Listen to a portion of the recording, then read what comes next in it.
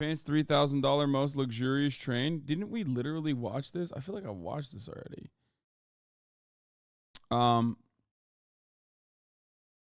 There's some incel stuff in there too, like that they got buff, but they still have horrible personalities, so they still don't get laid.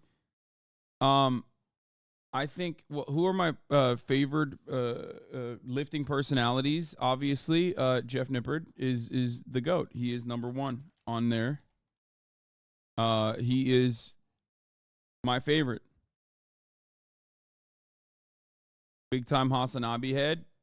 Brilliant guy, very smart, very yacked out of his goddamn mind.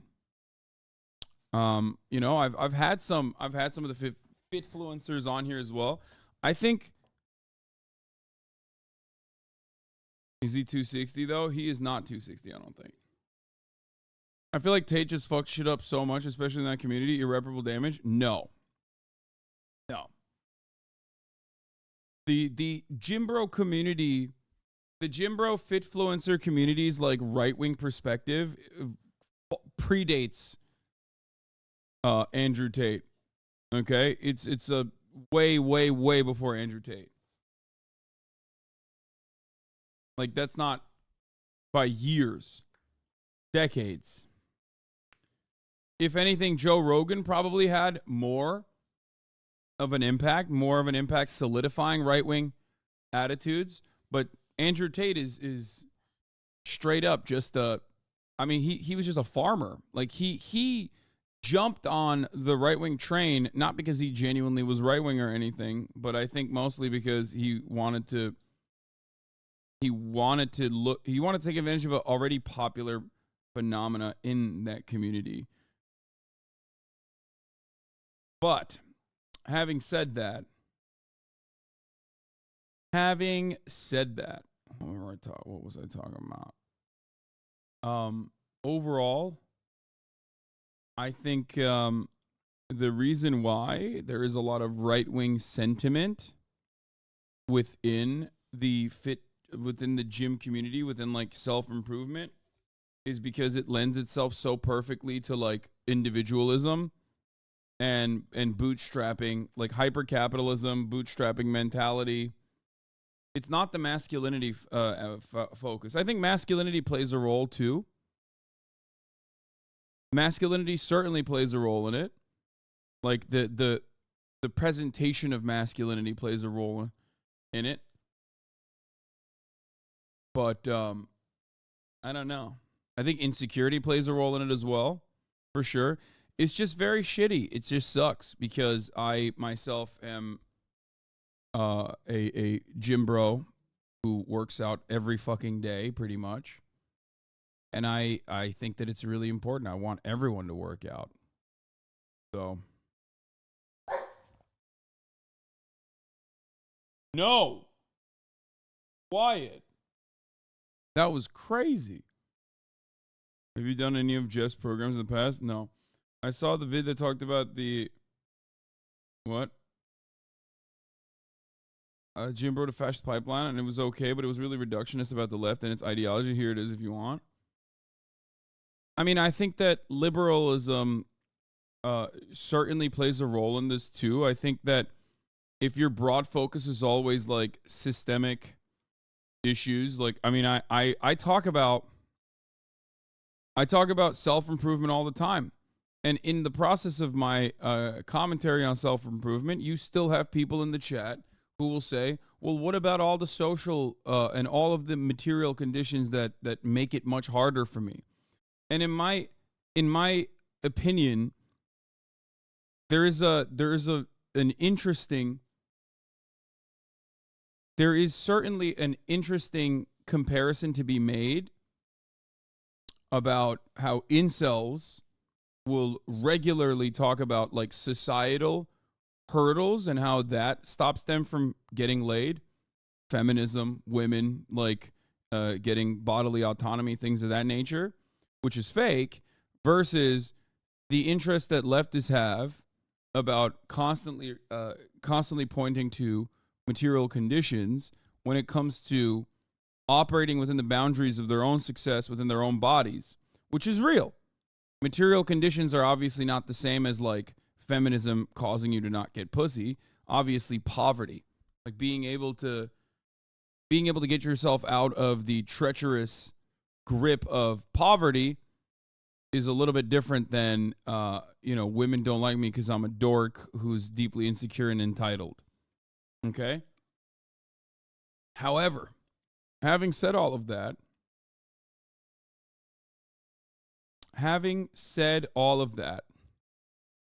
I think it's still important. I think it's still important that it's a mixture of both. I think that like your material conditions will set you back, but you should not allow your material conditions to be the sole singular reason as to why you can't achieve anything. You always should be able to work beyond them, no matter what. Like you're always on a personal journey. You can't be like, oh, I'm like, due to my material conditions, I am not going to be able to learn things. You know what I mean? You don't say that. And that's just another form of improvement. Okay. Having said that, I'm going to run this Prime Video ad for The Boys Season 4 2024. I'm excited to watch it. I think like the last season wasn't that good. I'm going to go grab my coffee outside. Hold on. I got myself and my mom coffee. And I got to grab it real quick. Rome. Greece. All democracies fail. Because people are fucking stupid.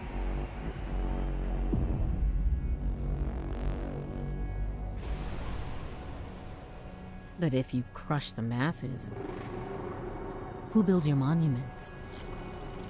Who tongues your taint? The people will tear it apart themselves. You just gotta nudge them a little. Then you get to swoop in, be the one saving it. Like Caesar. Like Caesar. Don't worry. If there's hell below,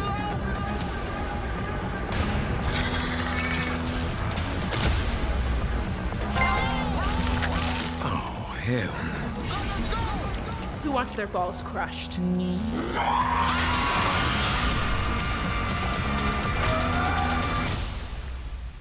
Your team. What's your code name again? The Boys. Oof. Who came up with that shit?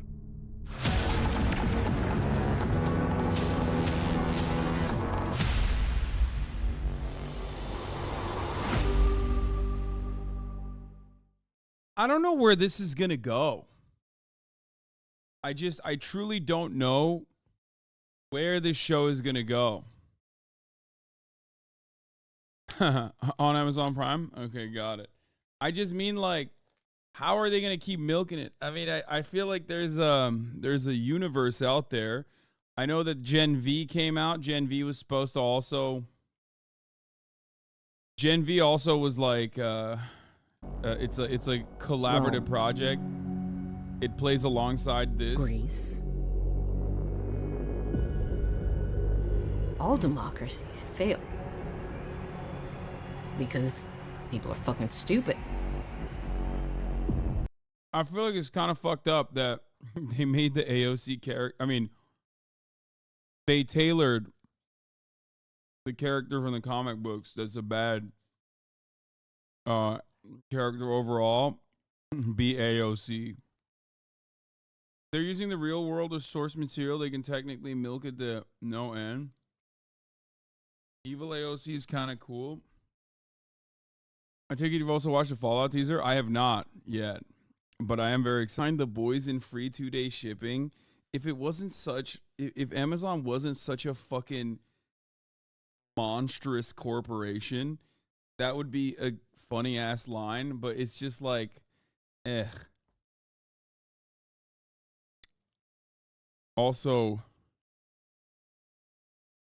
me, this was like, when I found out Walter Goggins is in this as a fucking ghoul bounty hunter, I was like, oh, that's it. It's over. It's over. There's no way you could fuck this up. Come on, dude. He is the GOAT. So, yo, before I forget, motherfucking Twin Peaks Andy over here, too. That's cool. We'll see. We'll see what happens. You know, I'm not in the business of getting sad before something comes out. I don't know the background, though. Is it based off of, which Fallout is it based off of? Like, what is it based off of? House of Dragon teaser next, please. That I don't care about as much. It's 4.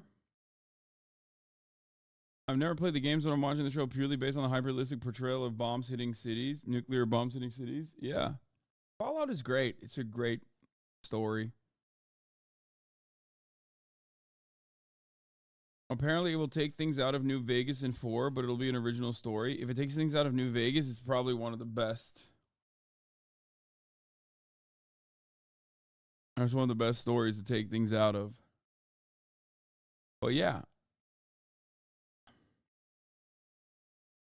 There's a really good unofficial Fallout series made by fans on YouTube, by the way.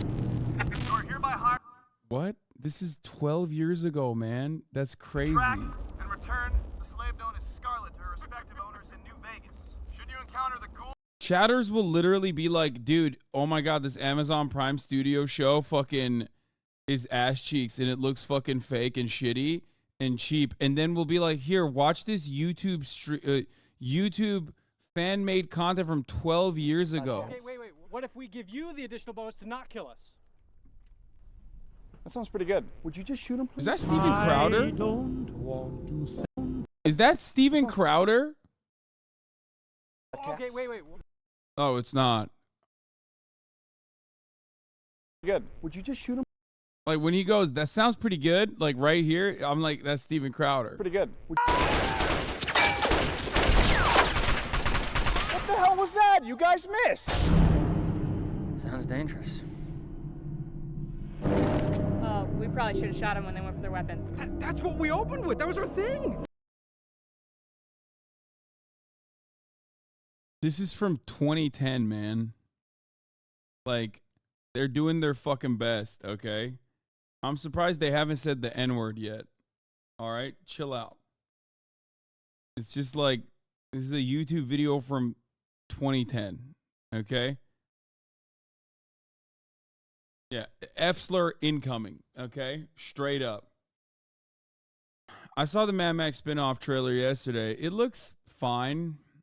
I don't know. There's something weird about the way that it's stylized that I don't understand fully.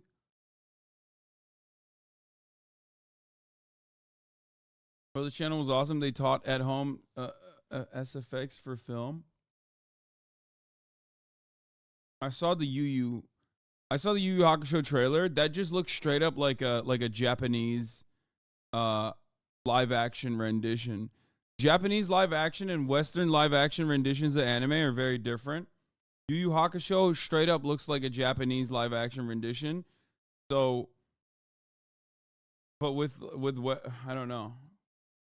We'll see. We'll see what happens. New Godzilla movie supposed to be amazing. I just bought this in. I heard that too. I don't really care. You guys want to know something fun? Fun fact about Hasanabi Piker that you might not have known. I have never in my entire life watched a full like King Kong or Godzilla movie. I do not know anything about King Kong. I do not know anything about Godzilla. I have not watched a single fucking one of the movies in the franchise. I got no dog in the fight. I got no stake. Check my logs right now for Godzilla. Watch Godzilla -1 with Murad. It's got leftism and aeronautical engineering. Pog. What? Look into American propaganda. The U.S. government's not-so-secret propaganda in American department. films, there's a sequence that satirizes World War II era propaganda. Captain America becomes the face of an American propaganda campaign. During this sequence, he's in a pro-American stage show with dancing girls. He punches Hitler. He appears on propaganda posters. The whole 9 yards. It pokes fun at World War II era propaganda in a self-aware, over-the-top sort of way. It's a joke. The movie says, "Isn't it crazy that this is a real thing?" It makes us laugh and wonder how people didn't just see right through. I mean, I can't shit on World War II propaganda too hard, because despite the fact that, you know, you had the Japanese Empire, Imperial Japan, not good at all. World War II propaganda greatly, for Japan at least, ended up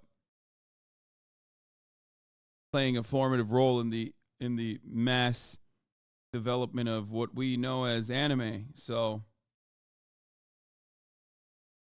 through this blatant propaganda. And in doing so, the movie plays a really clever trick on the audience. It tells us that is this AI art? What is this? What's happening here? Why is it plays well, what's up with the language? and produced by the Department of Defense for movies and TV shows.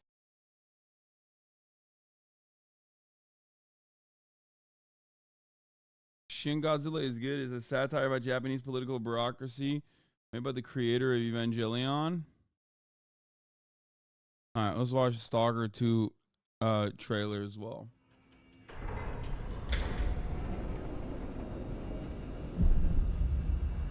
Made in Ukraine. Why did they?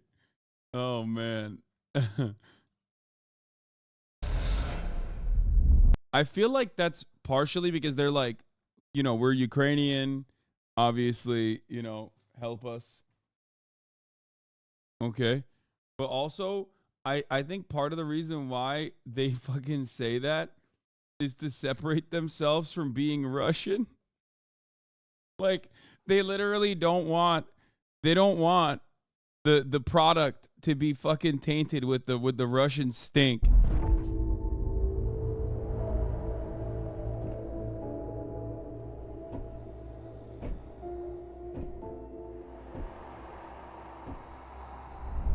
You asked me about my good luck charm. Remember? It's an empty shell. Decided to play soldier with me? Dimitri and I were just discussing a certain puzzle we found in the zone. No, this is literally, it's also a flex making the game while getting invaded. No, I think Stalker originally is a Russian product. It's a Russian. Am I crazy? Wasn't Stalker originally a literal fucking, it's a Russian movie. It's a Russian, I mean, it's a Russian novel. And the, you're thinking of Metro? Oh,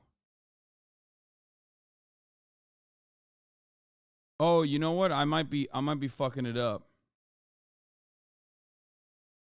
I might be thinking of Metro. Yeah. Which is like almost identical to this, right? Whereas it's like what do you call it? No, it's not Metro. It wasn't Metro. What was it? I thought Stalker was Russian. It's a book called Roadside Picnic, but I think the Strogatsky brothers might not have been Russian. Stalker is the Russian movie, is a USSR movie. I thought Stalker was also a Russian game as well. And I thought they were like, they fled the Ukraine or something. I don't know where I made this shit up in my mind. Like the devs just like went to Ukraine and they're making it in Ukraine.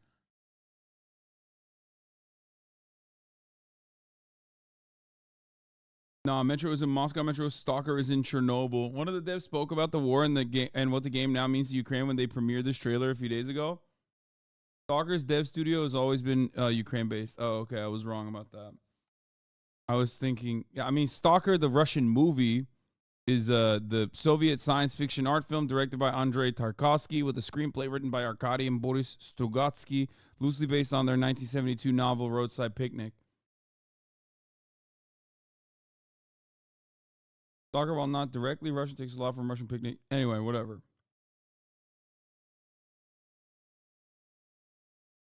I mean, the joke I was gonna make is it's to separate themselves, despite like all of the Russian aesthetics.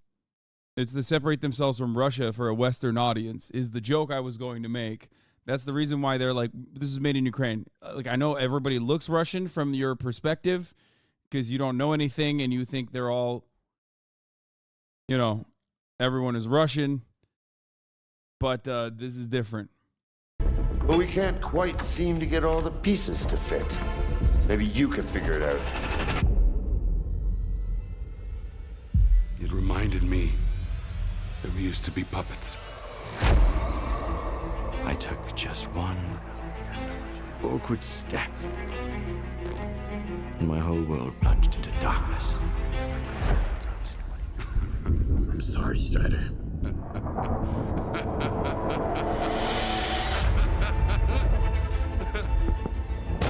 The average Westoid can't tell a Russian apart from a Ukrainian. I literally, there's no shot I would be able to. Bro, if you use that alphabet, like, I'm not, for me, it's like the same person. Get mad at me all day, every day. There's 0% chance I would be able to tell a difference between a Ukrainian person and a Russian person, or even a Polish person. You know what I mean? Fucking half of those countries, half of the former Soviet nations. I mean, you get mad at me for saying it, but I'm recognizing that I'm stupid. I'm recognizing that I'm stupid, okay? And I'm telling you that it is my stupidity. But yeah.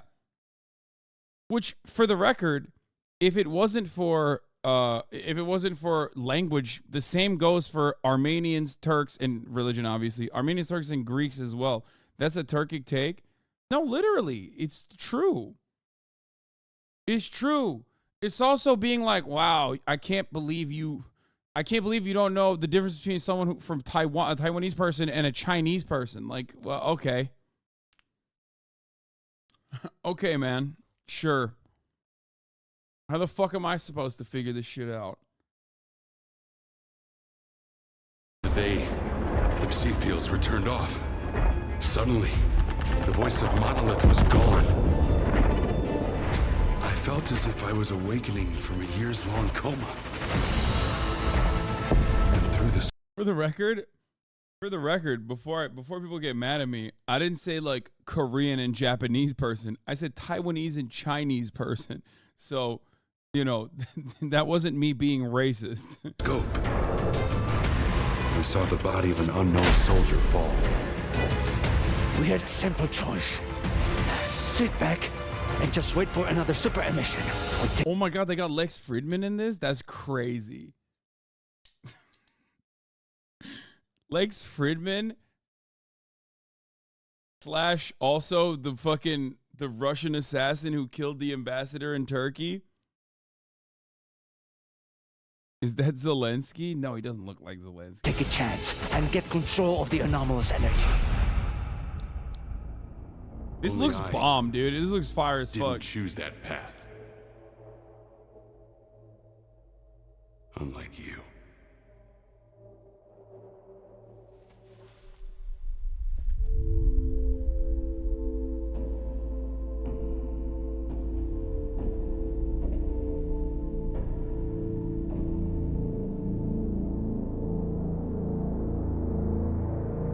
It's the least scary game out there. You would love it. Okay, shut up.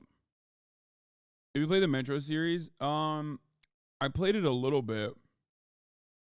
Yo, this fan art is so good. I did. I saw it this morning. Yeah, it's beautiful. Played 5 minutes, got scared, and quit. I do not simply quit scary games, okay? Contrary to popular opinion, I don't quit scary games. That's not a real thing. That's not a real thing that I do. I don't know what you're talking about. We watched the Fallout series trailer. Please watch the latest deprogrammed podcast with Historia Publica. I will not be watching that on stream. Subnautica, I gave it my fucking full-throated support, dude. Y'all are crazy. I played it all the way to the end. You and then I didn't finish it. conceived of the bombing of Cambodia. You did it in order to interdict. Come on. We have been bombing with drones and all kinds of weapons every guerrilla unit that we were opposing. It's been the same in every administration of either party. The consequences in Cambodia were particular. Come on now. No. We're particular. He has such a good voice. Not Henry Program you're Kissinger. doing, because I'm going to be 100 years old. Right. And you're picking a topic of something that happened 60 years ago. You have to know that it was a necessary. Bro said bygones, dude. He said let bygones be bygones. Like, what do you mean? Yeah, sure. I personally almost single-handedly facilitated a genocide on a neutral country that kickstarted events that actually led to a much larger genocide in my wake. But we blow up everybody. And also, it was a long time ago. Stop living in the past. I'm 100 years old. Come on, dog. What the fuck? Necessary step. Now the younger generation feels that if they can raise their emotions, they don't have to think. If they think, they won't ask that question. On March 18th, 1969, during the Vietnam War, the U.S. secretly began what would become a long and relentless bombing campaign in neighboring Cambodia. Had there been an international criminal tribunal for Cambodia, prosecutors would have had a field day with U.S. President Richard Nixon and his national security advisor and later Secretary of State, Henry Kissinger. Establishing genocidal intent with these two would be a cakewalk. On December 9th, 1970, Nixon would phone Kissinger to discuss the ongoing bombing of Cambodia. You see, Operation Menu, as it was called, was only an escalation of the bombing. Up to this point, close. I want to end the stream, and I probably will if you guys fucking keep complaining about my YouTube video selections being like, oh, Funday. Like, straight up. I don't want to hear complaints, please. I told you from the start, it simply means we're not going to fucking do news coverage. That's what it means, okay? Please. Funday doesn't mean you come into the chat and fucking complain about whatever YouTube video I choose to watch. Close to 500,000 tons of bombs had already been dropped on Cambodia. 5 minutes after getting off of the call, Kissinger called General Alexander Haig to relay the new orders from the president. He wants a massive bombing campaign in Cambodia. He doesn't want to hear anything. It's an order. It's to be done. Anything that flies on anything that moves. You got that? On December 29th, 2023, Henry Alfred Kissinger died in his home in Kent, Connecticut, at the age of 100. His death has been met with an outpouring of sympathy and affection from major American news outlets, which may be even more troubling than his legacy. The Washington Post, along with a lengthy obituary, published a short piece on his, quote, carpet bombing of Cambodia. In it, the authors write, Ben Kiernan, a historian at Yale University and a leading scholar of the U.S. legacy in Cambodia, has estimated that around 500,000 tons of U.S. bombs were dropped on Cambodia. Interestingly enough, this figure is from a paper that Kiernan wrote in 1989 called The American Bombardment of Kampuchea, where he cites a figure of 540,000 tons. However, either unbeknownst to the editorial staff at the Washington Post or insidiously omitted, Ben Kiernan actually wrote another, lesser-known article published in the Canadian Walrus magazine, in collaboration with Owen Taylor at the University of Oxford. This article was reporting, I wasn't complaining. Sandra Day O'Connor died at 93 and she's a more positive person to talk about. I'm not doing that. I wasn't complaining. I just haven't seen you cover the first female SCOTUS justice. that in 2000, upon a state visit to Vietnam, President Bill Clinton announced that he would release extensive Air Force data on all American bombings during the Vietnam War from the years 1964 to 1975. The still incomplete database reveals that from October 4th, 1965 to August 15th, 1973, the United States dropped far more ordnance on Cambodia than was previously believed. 2,756,941 tons worth. To put 2,756,941 tons into perspective, the Allies dropped just over 2 million tons of bombs during all of World War II. Cambodia may be the most heavily bombed country in history. Moreover, the two announced, the data released by Clinton shows the total payload dropped during these years to be nearly 5 times greater than the generally accepted figure. Nick Turse, author of Kill Anything That Moves, The Real American War in Vietnam, has clearly been prepared to write Kissinger's obit for years. Turse can appropriately be called America's leading expert, if not a foremost expert worldwide, on American war crimes during the Vietnam War. His book is probably the only one of its kind, solely dedicated to chronologizing these crimes in detail. Kissinger helped to prolong the Vietnam War and expand the conflict into neutral Cambodia, facilitated genocides in Cambodia, East Timor, and Bangladesh, accelerated civil wars in southern Africa, and supported coups and death squads throughout Latin America. He had the blood of at least 3 million people on his hands, according to his biographer Greg Grandin. He quotes Reed Brody, who worked on the Pinochet case in the UK. Few people have had a hand in as much death and destruction, as much human suffering in so many places around the world as Henry Kissinger. Kissinger was born in Germany, born in the reason why I like talking about Henry Kissinger regularly is because it's like the one guy that even liberals know is bad, except for that one fucking random liberal, the what is his name? He's like the election Twitter Destiny fan who was posting about like how he personally didn't know about Henry Kissinger and therefore no one must know.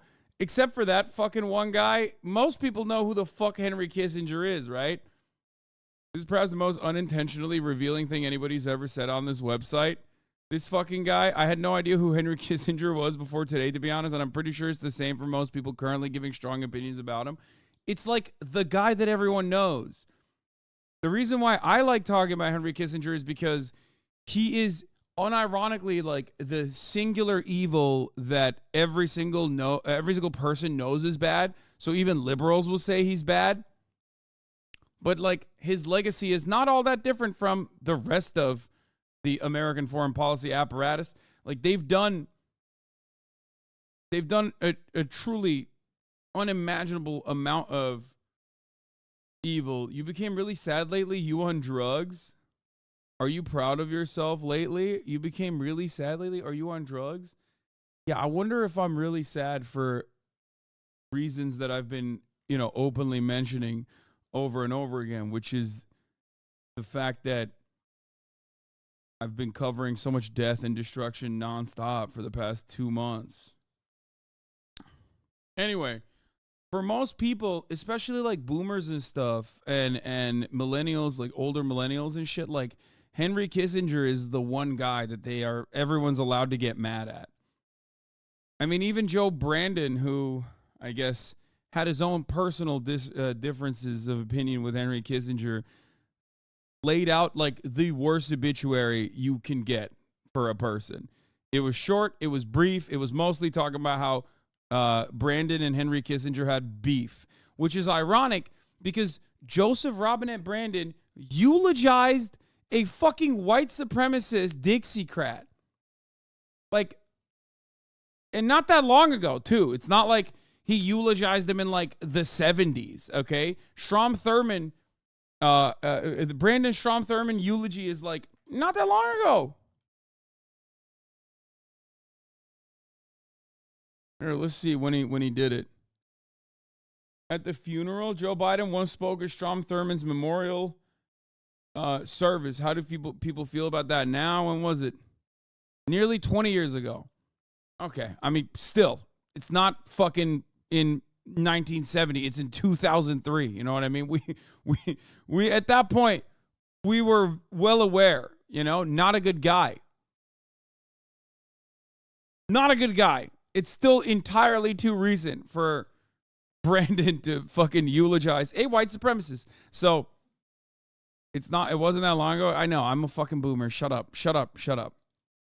God damn it. I forget that like half a chat probably was a semen at that point. Regardless, the reason why I'm bringing that up is because he straight up, a guy who, despite the fact that he had eulogized Strom Thurmond and spoke at his memorial service, like even he didn't have such nice things to say about Henry Kissinger, despite the fact that his foreign policy is relatively aligned with Henry Kissinger's foreign policy. Because American foreign policy is bipartisan.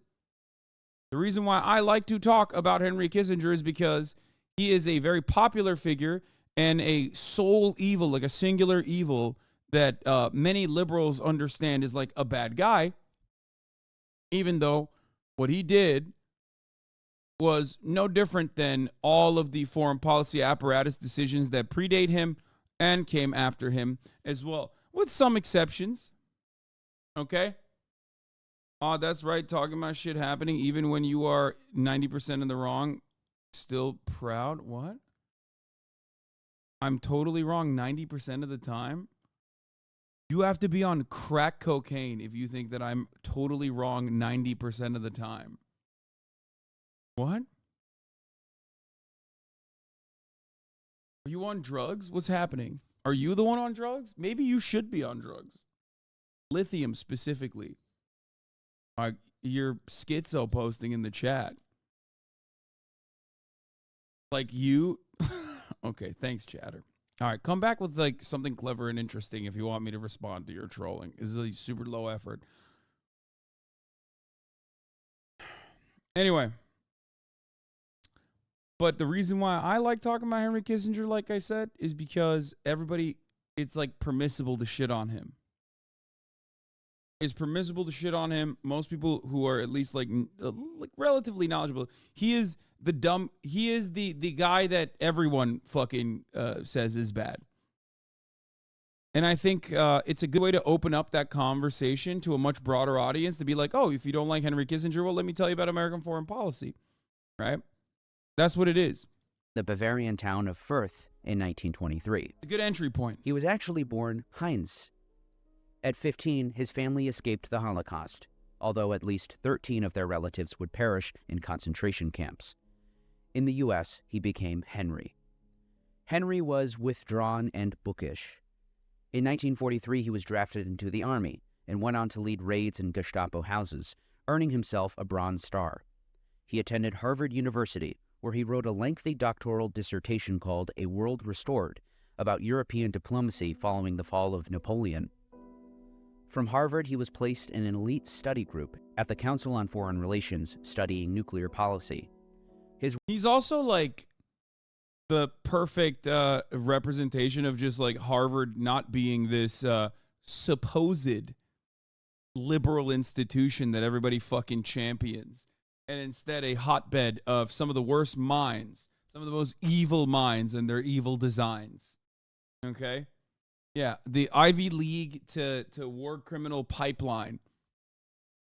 Certainly, I wouldn't say it began with Henry Kissinger, but definitely was solidified. His work, Nuclear Weapons and Foreign Policy, gave him cachet at Harvard and in foreign policy circles.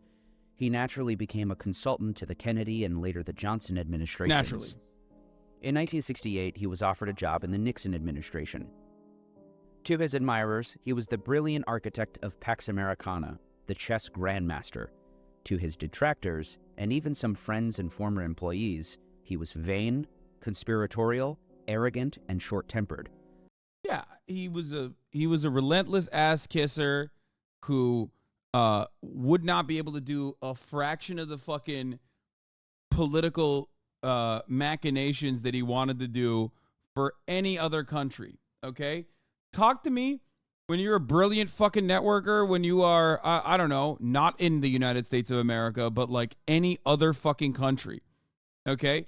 The Filipino Henry Kissinger doesn't make it out the goddamn little leagues, okay?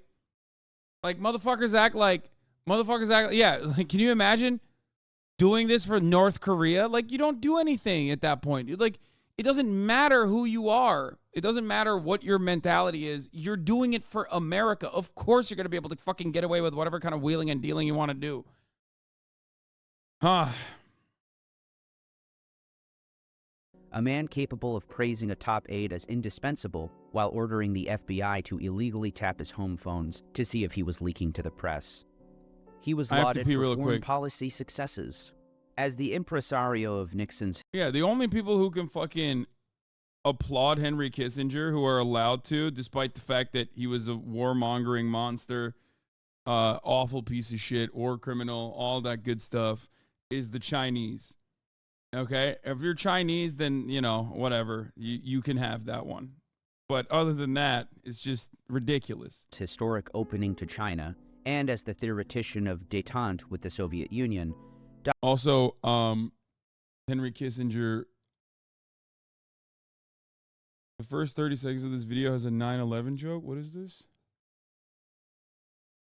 What? Why would I fucking... Just because there's a 9/11 joke, dude. Dr. Kissinger earned much of the credit for seismic policy shifts that redirected the course of world affairs. With his German accent, incisive wit, owlish looks, and zest for socializing in Hollywood and dating movie stars, he was instantly recognized all over the world. If God thinks Kissinger's bad, why'd he let him live to 100? Dude, there is no God. There is no fucking justice in this world. There is no karma, okay? Henry Kissinger dying at the age of 100 and, like, after having a long life of having sex with a super hot wife and a bunch of fucking Hollywood celebrities before then even, proves this point while literally doing a shit ton of war crimes. Okay? That's it. There is no fucking karmic justice. There's nothing good that happens in the world. Do not rest your hopes on some sort of karmic punishment coming for those who do awful things. Dick Cheney is still very much alive as well and has a fat cock. So think about those two things whenever you are like, oh, well, what if there is some sort of karma? No, there isn't. Okay? This motherfucker literally piped it up. And also his wife, super fucking hot. Literally straight up GILF status, even to this goddamn day at the age of like 89. Don't give me that shit at all. His much taller wife. Yeah. Only things that are fucking certain in this life is that evil never dies. They never get punished. And the top of the hour ad break comes and goes. Unless you subscribe for $5 or for free. In which case you won't see the top of the hour ad break and you'll think it doesn't even exist. Here's the 3-minute ad break now. In stark contrast to most of his understated predecessors. Foreign policy expert Alfred W. McCoy of the University of Wisconsin-Madison has long been unimpressed by his record, writing in 2017, Henry Kissinger was as inept as he was ruthless. Extending the Vietnam War by 7 bloody years to mask his diplomatic failure, turning East Timor over to Indonesia for decades of slaughter until its inevitable independence, cratering U.S. credibility in Latin America by backing a murderous military dictatorship in Chile, and mismanaging Moscow in ways that helped extend the Cold War by 15 years. Kissinger's career, as international law specialist Richard Falk observed, has been marked by his extraordinary capacity to be repeatedly wrong about almost every major foreign policy decision made by the U.S. government over the course of the last half-century. It appears Kissinger's record in Bangladesh was too grave for the New York Times to ignore, as the Washington Post did. Perhaps the most egregious episode came in the signals to Pakistan that it was free to deal with Bengalis in East Pakistan as it saw fit. Indeed, when Pakistan's U.S.-backed military was waging a genocidal war in East Pakistan, now Bangladesh, in 1971, he and Nixon not only ignored pleas from the American consulate in East Pakistan to stop the massacre, but they approved weapon shipments to Pakistan, including the apparent illegal transfer of 10 fighter bombers from Jordan. The human cost was horrific, at least 300,000 people were killed in East Pakistan and 10 million refugees were driven into India. They also add East Timor to his list of dastardly deeds, a country the Washington Post did not even name a single time. He and President Ford approved Indonesia's invasion of East Timor in December 1975, leading to a disastrous 24-year occupation by a U.S.-backed military. Declassified documents released in 2001 by the National Security Archive indicate that Ford and Mr. Kissinger knew of the invasion plans months in advance and were aware that the use of American arms would violate U.S. law. "I know what the law is," he said. They reported that more than 100,000 East Timorese were killed or starved to death. What they don't say is that that is a conservative estimate.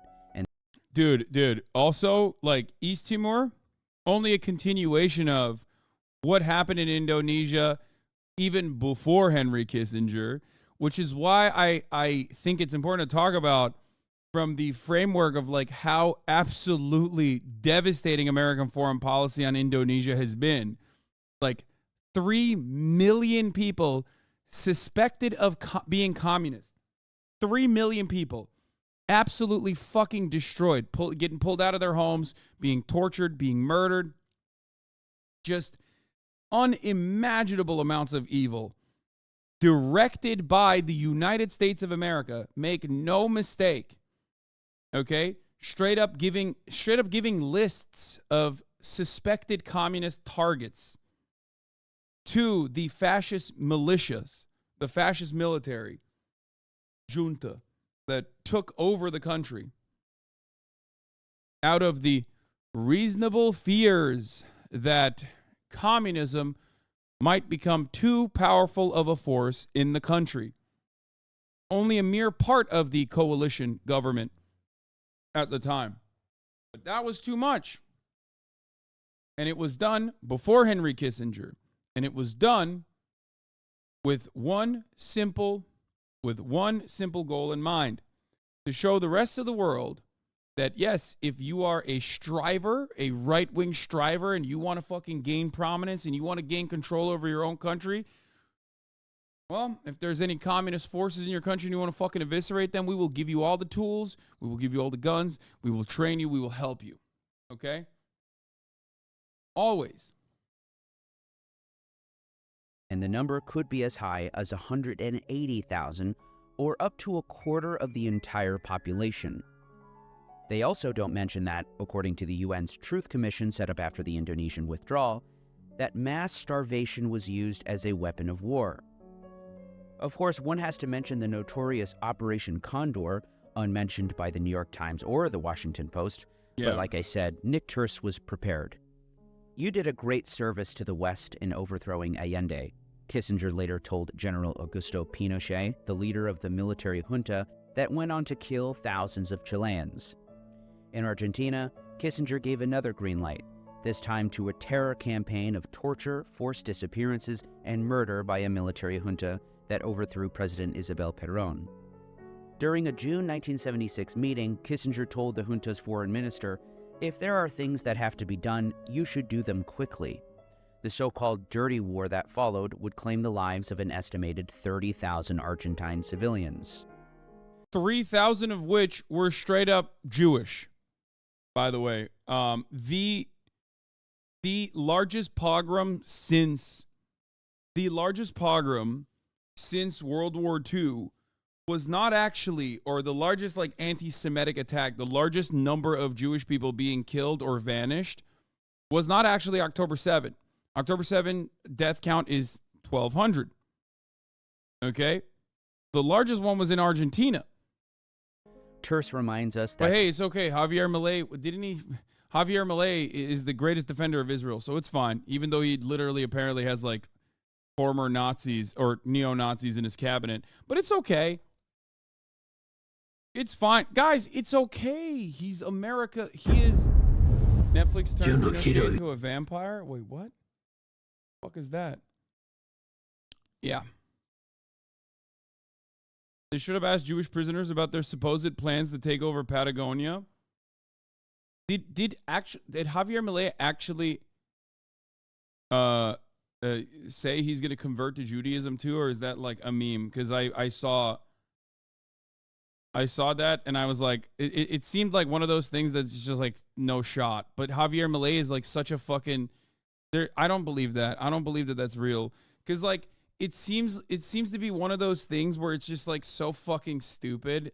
But then it's like Javier Milei, so I can't put it past him. He is like a meme candidate, or not a candidate. He's the meme leader.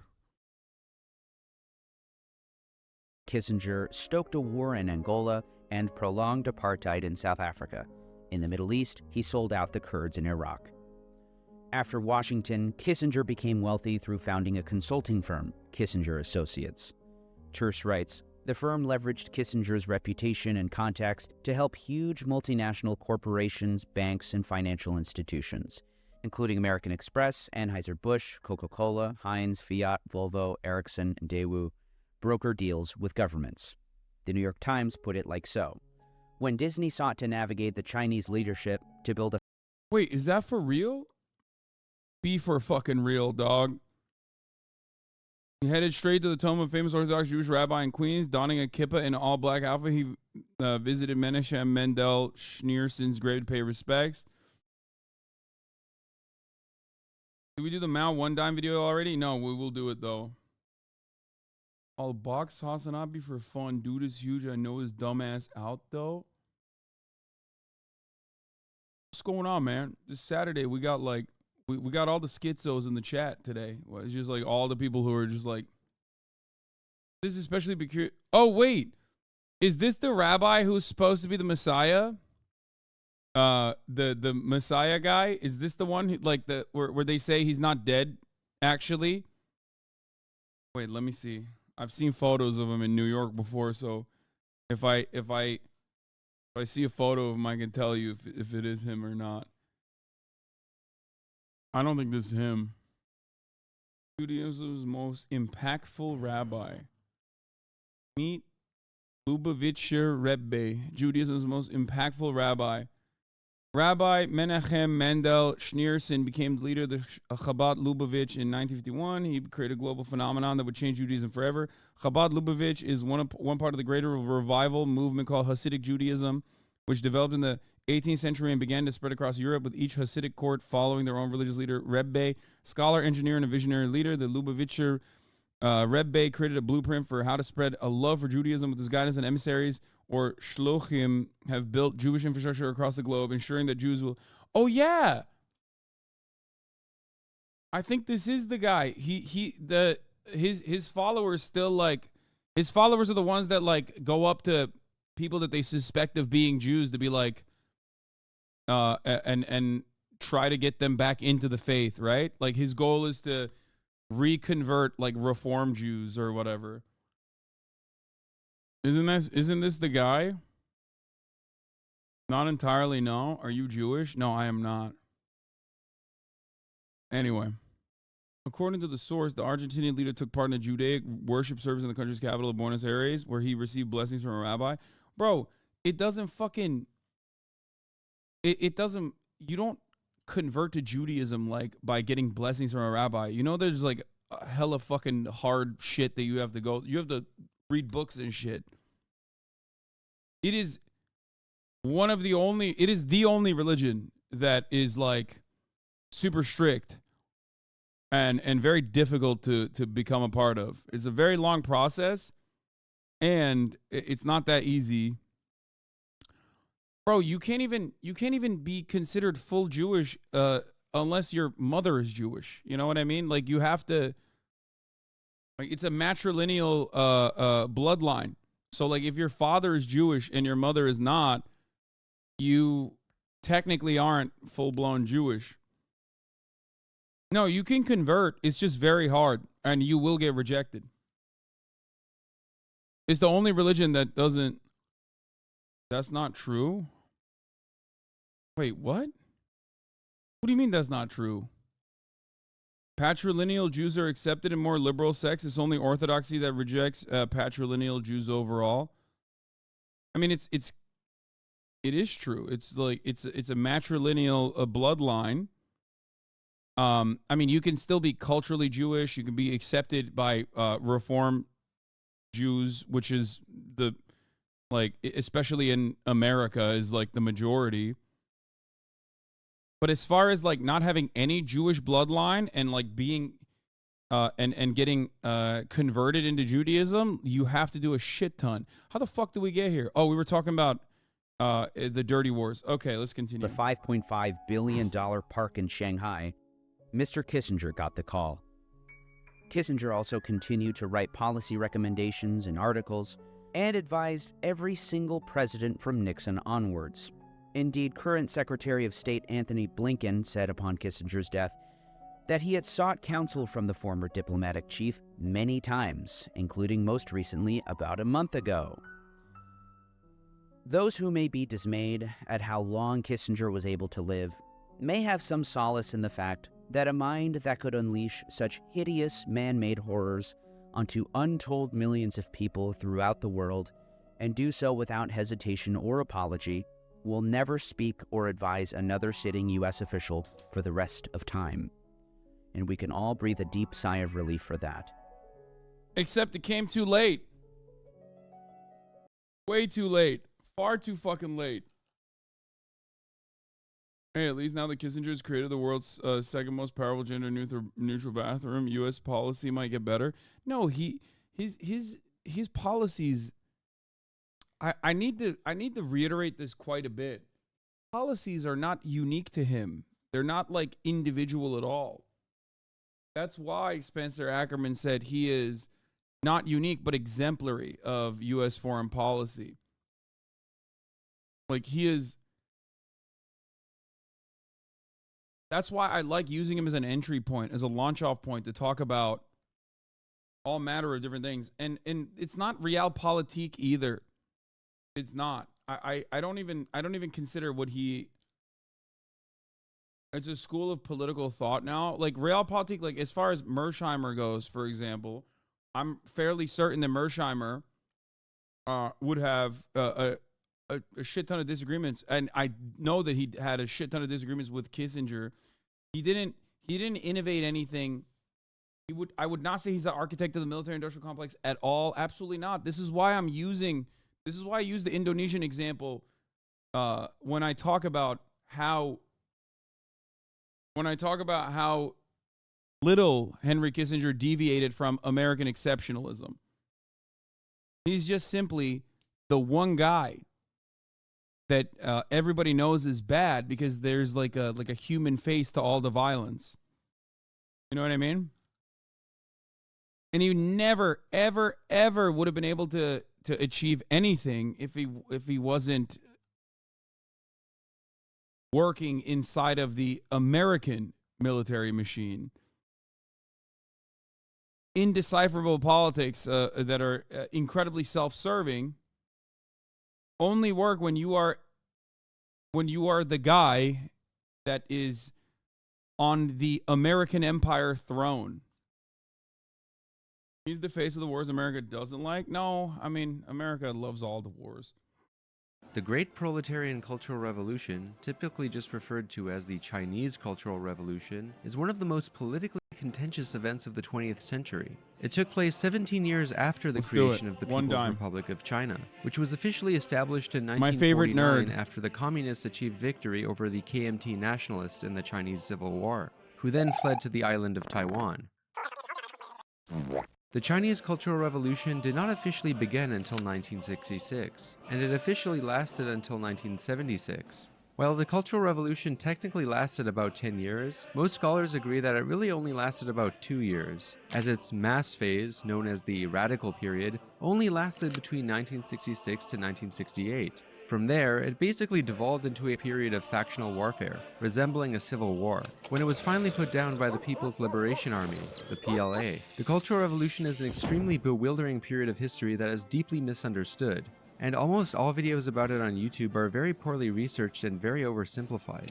The purpose of this video is to explain what the Cultural Revolution actually was, how it unraveled, what Mao's intentions were with it, and what lessons can be learned from it, what was awful about it, and what was good about it. So watch until the end of the video to get the full picture. This is a story of a revolution within a revolution. an unprecedented event that handed an enormous amount of power to the masses and led a plurality of short-lived egalitarian organizations and fascinating experiments in communist projects.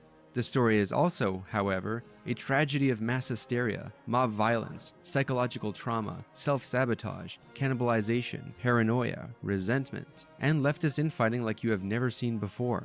It is an extremely contradictory event, characterized simultaneously by anti-authoritarianism and authoritarianism, freedom of speech and self-censorship, creativity and destruction, naive utopianism and cynical opportunism, hyperpoliticization and, surprisingly, depoliticization. This video is, above all, the fascinating story of what is a deeply misunderstood period of history that presents us with many crucial lessons, sobering lessons. This is the story of the Chinese Cultural Revolution.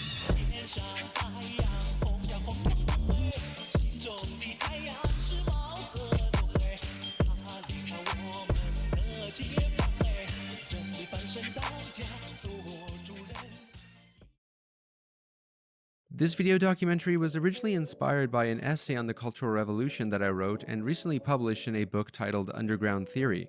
This book features some very famous authors such as Slavoj Žižek and some small up-and-coming underground authors like myself. Though this video documentary is quite different from the essay and is made to be much more accessible to a broader audience. If you want to support my work in other ways, you can always become a patron, where you can get access to exclusive content and help make it possible for One Dime to become a full-time project so that I can upload high-quality videos more often. How do I pin this? Shortly after Mao's death in 1976 and the prosecution of the Gang of Four, Mao's loyalists, the post-Mao CPC, headed by Deng Xiaoping, set an official verdict on the Cultural Revolution as a, quote, 10-year catastrophe, responsible for, quote, the most severe setbacks and heaviest losses suffered by the party, the state, and the people since the founding of the People's Republic. The CPC has enforced this official narrative and foreclosed any inquiry or discourse regarding alternative interpretations of it, through vigorous state censorship on the subject, along with a dissemination of state-sanctioned propaganda. Of course, the ruling elite of the CPC and China's new ruling class have a vested financial and political interest in doing this. Yet the Communist Party of China still proclaims to be socialist and avoids condemning Mao directly, still co-opting Mao Zedong iconography, and largely portraying Mao as a national hero who just made a few mistakes. This is all part of their effort to restore the legitimacy of the party state, which was greatly damaged by the mass rebellions of the Cultural Revolution. This is why Chinese state authorities have prohibited the publishing of books on the Cultural Revolution that depict it in ways that are not approved by party departments. Although clearly one-sided, the official Chinese state narrative of the Cultural Revolution being a time of anarchic chaos is comparatively more accurate and less convoluted than most Western narratives of the Cultural Revolution, which insist on depicting it as totalitarian to fit the general anti-communist theme of painting all communist experiments with one broad brush. The dominant Western account of the Chinese Cultural Revolution generally goes as follows. After the failure of the infamous Great Leap Forward, Mao lost a lot of political legitimacy within the CPC. The Great Leap Forward was an ambitious plan that attempted to industrialize the productive forces of China while simultaneously building egalitarian social relations that ended in a catastrophic famine leading to the starvation of millions. Reported numbers of this famine claimed by many Western scholars tends to be greatly exaggerated, and there are many multifaceted reasons for why this famine occurred. But also, don't forget that when this happens in under Mao's regime, it's directly the fault of communism, greatly transcends beyond him, directly the fault of the economic structure. I mean, it is his fault for sure, but also, dog, I ain't ever listening to Soviet agriculturalists again.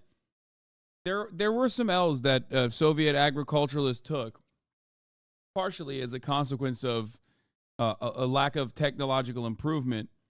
The only other problem is that, like, famine also was quite regular in areas like this in general. It's just that something to always remember is that we are now in this universe where we have the technological improvements. We also have an abundance of food, and yet famine still persists in many other parts of the world. And the thing to always remember is that everyone that dies to famine or famine-related diseases in 2023 and 2022 and 2021 did not get their money up and instead got their funny up. They took an L. That was absolutely not a consequence of unequal exchange with the third world, the global south, but instead a consequence of them not working hard enough, okay? That was not the design. That is not the design of capitalism, constantly extracting all of the labor and the natural resources of the third world without giving them anything back in return. That is a consequence of those guys not working hard enough, okay? I just need you to understand, do not blame capitalism for the famines. Do not blame capitalism for the famines, even though we have an abundance. We have an abundance now. We've completely eviscerated these issues, these problems with scientific achievements and all that. But now it's just they're not bootstrapping hard enough. It was nonetheless You're starting to sound like a Maoist third worlder. significant I mean, failure. I'm not. And Mao had a lot of responsibility for this because he was the one who really pushed for this policy, despite it not being very popular among a lot of the people in his party. So after the failure of the Great Leap Forward, Mao was able to keep his symbolic status as the party chairman, but he withdrew from the head of state in favor of Liu Shaoqi, veteran leader of the Communist Underground during the Chinese Civil War. But he supported more moderate mixed economy policies in the transition, which Mao opposed. Even though Mao's real political power was significantly reduced, Mao was still symbolically the top guy. This was due to his massive public prestige. To give you an idea as to just how much prestige Mao had in China at the time, he was basically like Lenin or Che Guevara if they never died. Mao had the legendary status as the founder of the People's Republic of China, and the great leader who fought against the Japanese and the nationalists. He had been both a military strategist and an intellectual theoretician. Not so good with economics though.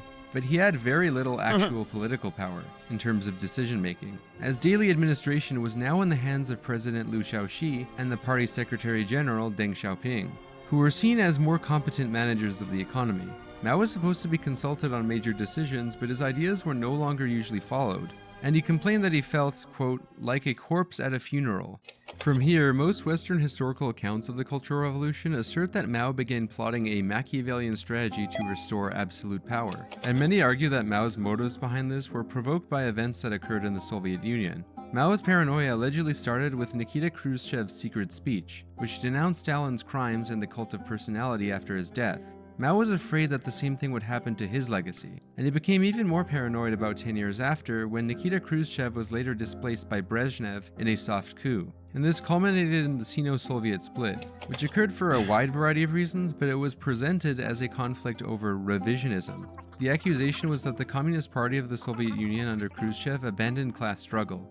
From here, most popular narratives suggest that Mao used revisionism and the paranoia that capitalism would be restored as excuses to mobilize his supporters, aka the Red Guards, against his political rivals so that he could ascend back to power. As is often the case with many historical narratives, these narratives contain a kernel of truth. However, they don't tell you the full story, and they end up portraying a quite inaccurate picture of the Cultural Revolution, which tries to pin everything on Mao's personality and not the masses themselves.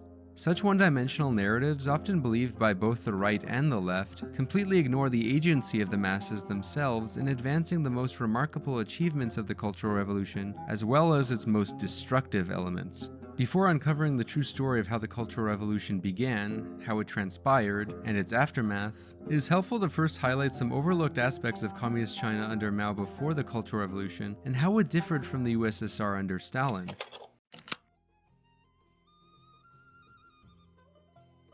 Already well before the Cultural Revolution, what became known as Mao Zedong thought was already a notable deviation from Soviet-style Marxism-Leninism. Attempts to put Mao Zedong thought in practice would eventually become known as Maoism. Mao Zedong encouraged people to never forget class struggle, and placed a greater emphasis on the masses taking the leading role in the transformation towards communism. Mao also placed a far greater emphasis on the peasantry, which had been long neglected throughout Chinese history. Mao stressed that peasants, workers, students, and party leaders must all learn from each other. He believed that the party must learn from the masses so that they would not become out of touch with them. The method of putting this into practice would become known as the mass line, in which party leaders are to spend time with the masses in different areas, such as factories and farms, to take note of their sentiments, and then consider them when reformulating their policy programs. which they would then present to the masses again accordingly, after having made the adjustments. Aside from Mao's differences from Stalin, China was structured quite differently from the USSR. It was structured a bit less dictatorially, with the functions of the head of state being divided among different powerful figures. Mao simply did not wield the kind of dictatorial power that Stalin did. Like, you can point this and say, and many are doing it in the chat, like, that's exactly what Topji did, right? But then you can also literally, depending on your outlook, you can also cut this in an identical fashion to, like, even under a capitalist organization of the economy, like the notion that like you need a diverse a diverse corporate leadership structure, or like they even do similar versions of this in fucking Silicon Valley, where they'll have like all of the fucking managers play roles inside of the corporation. And like, what was it? What was the fucking thing that they were doing? Like, they would have no, not Secret Boss. There was the thing in, no, not Undercover Boss. There was a thing in Silicon Valley where they wanted to get like all the Grubhub corporate leadership to actually serve at least 1 hour in the front lines, like delivering packages and stuff like that. It's just,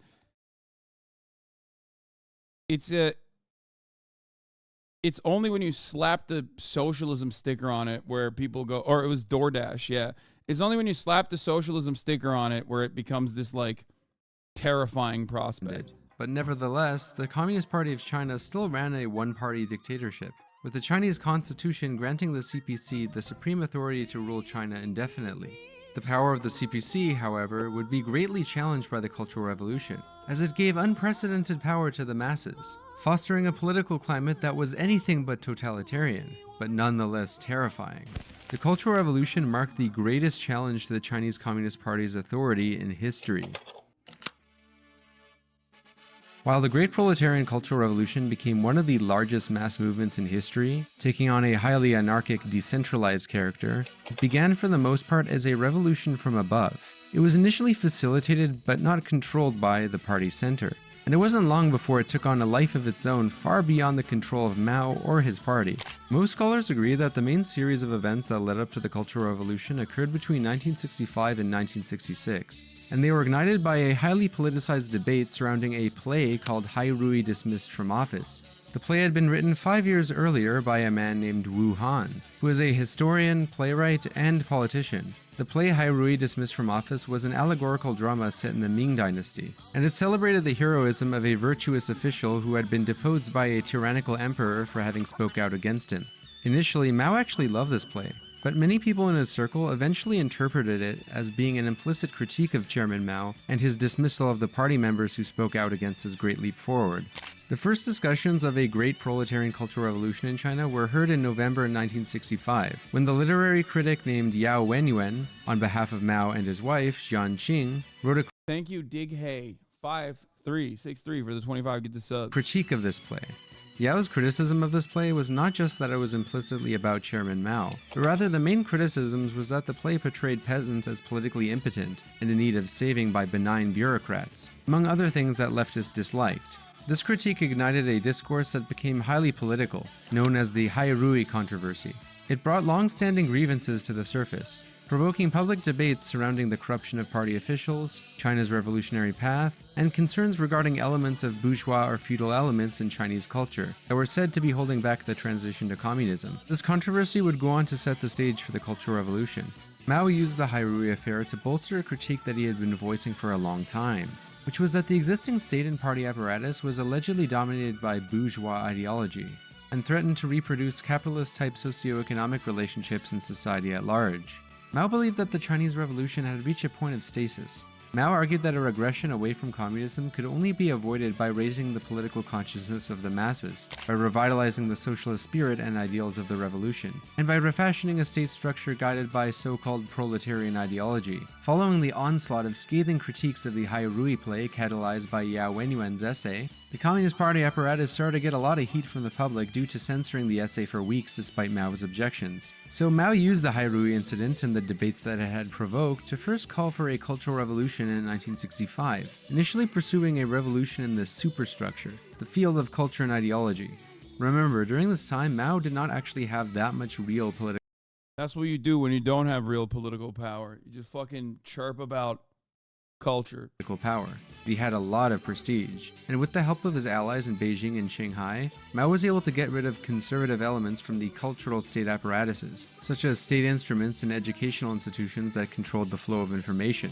This included a purge of conservative elements in the ministries of culture and departments involving propaganda, such as the authoritative media outlet The People's Daily, which was one of the party's main mouthpieces. Under the direction of the newly created Cultural Revolution Group, the CCRG, Mao Zedong loyalists now effectively controlled the country's main organs of communication. The Cultural Revolution Group was a quasi-official agency established to guide the Cultural Revolution, and in the process it assumed many of the powers of the party's Central Committee and the Politburo. It was essentially Mao's clique. It was headed by a few pro-Mao figures who would become greatly important during the Cultural Revolution, including Jiang Qing, Mao's wife, Chen Boda, and Kang Sheng. This group of individuals was responsible for navigating the official policy of the Cultural Revolution. Meanwhile, it would be Premier Zhou Enlai who would be responsible for governing everyday affairs in China and maintaining order to prevent things from getting out of hand. It is thanks to him that the Cultural Revolution didn't become even more chaotic than it already was. In the meantime, while most of the party did not support Mao's radical policies, Mao had some close allies in the military and security apparatus who would become key actors in the Cultural Revolution. Most notably Kang Sheng, chief of China's Internal Security Service, and Marshal Lin Biao, who would become the new Minister of Defense. Lin Biao was one of Mao's closest allies during the Cultural Revolution, and at one point, he was designated to be Mao's successor, right up until his mysterious death, which would become subject to many conspiracies unsolved to this day. Lin Biao was able to carry out many of Mao's orders covertly by corresponding through Mao's wife Jiang Qing. During the Cultural Revolution, Lin Biao was also the man most responsible for propping up Mao's notorious cult of personality, even more than Mao did himself. Leading up to the Cultural Revolution, with the help of Lin Biao, Mao was able to get rid of some high-level officials within the military elite to severely fracture the military apparatus so that they would not be able to get in the way of his Cultural Revolution.